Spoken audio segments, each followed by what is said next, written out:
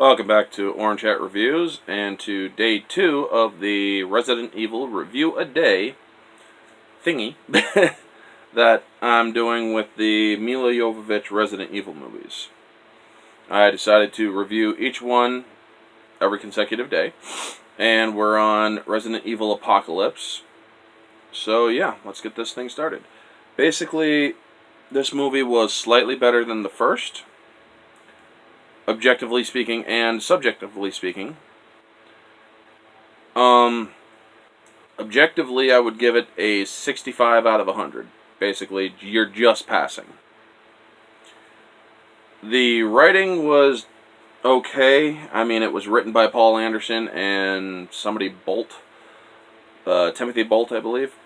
It was directed by Alexander Wett. I'm not overly familiar with his works, but I think that he is, in this case, a better director for a Resident Evil movie than Paul Anderson was.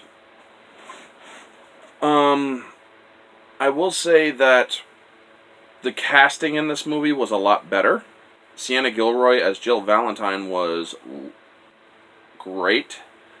The actor who was in the suit for Nemesis was very good.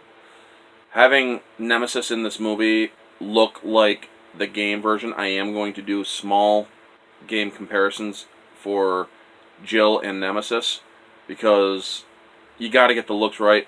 Even with just reviewing as a movie, I thought they looked great. But it also is good to pay homage to the game, and I thought that it was well done. Now, there was a couple of lines that were just campy and not needed, which kind of just took away from the moment, objectively speaking.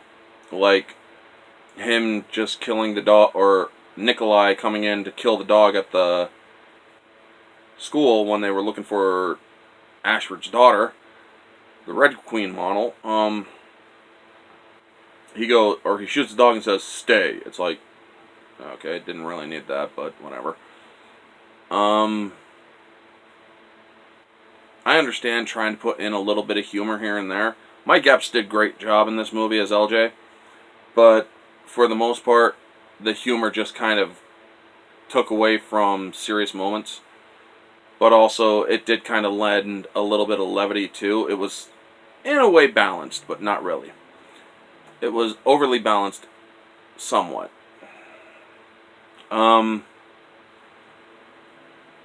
The characters were brilliantly designed and whatnot.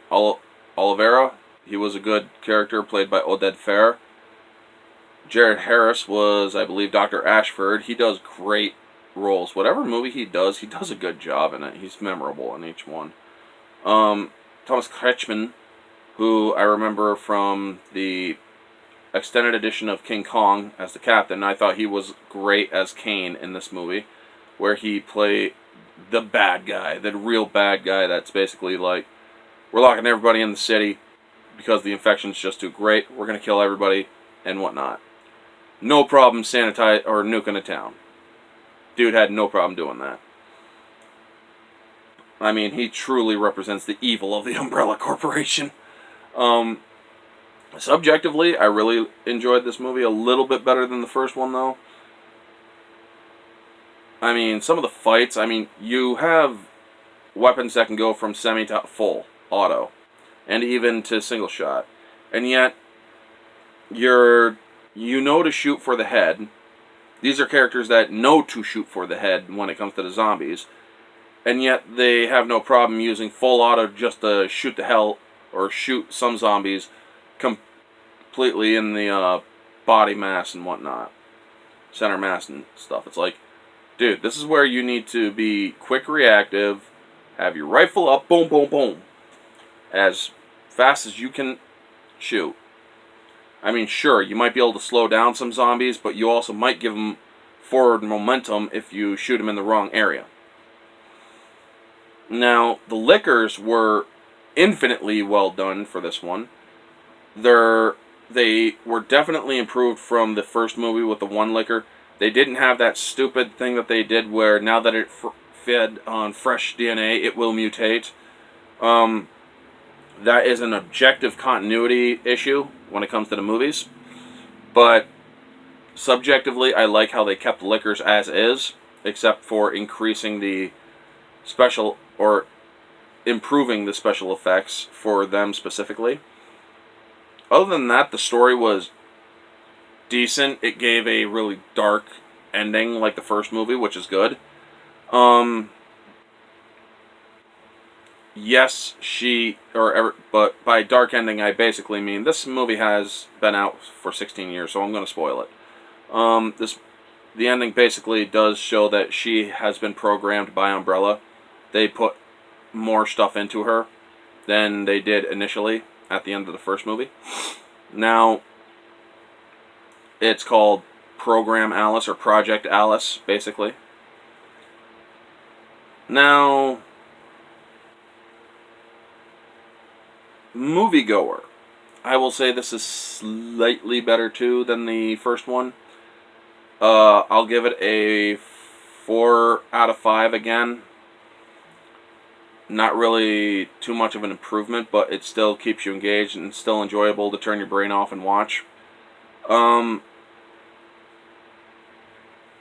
But if I could change one thing, I would just take out certain or more than one thing. I would take out certain lines here and there that I felt were unnecessary. Anyway, folks, that's going to be the review. It's it's a slight improvement to the first one, but there's still much more improvement that needs to be done to make them good. Anyway, folks, that's going to be the video. Before I get into the outro, I got the versus stream, Darth Vader versus Darth Malgus, coming up tonight. We got Ryan Kinnell, OG Star Wars Ambassador, Mara Jade from Jade Shadow, and Annihilus. We're all going to be talking two Sith badass juggernauts going after, or fighting each other, and seeing who's going to win. So definitely tune in tonight at 9 p.m. Eastern Standard. Y'all know the drill. Like, comment, subscribe, share, all that jazz. Let me know your thoughts down in the comment section below. What you thought of the movie Resident Evil Apocalypse. What did you like about it? What didn't you like about it? Let me know all your thoughts, folks. Anyway, I will see you back here tomorrow for Resident Evil Extinction. This has been Orange Hat Reviews. Stay humble.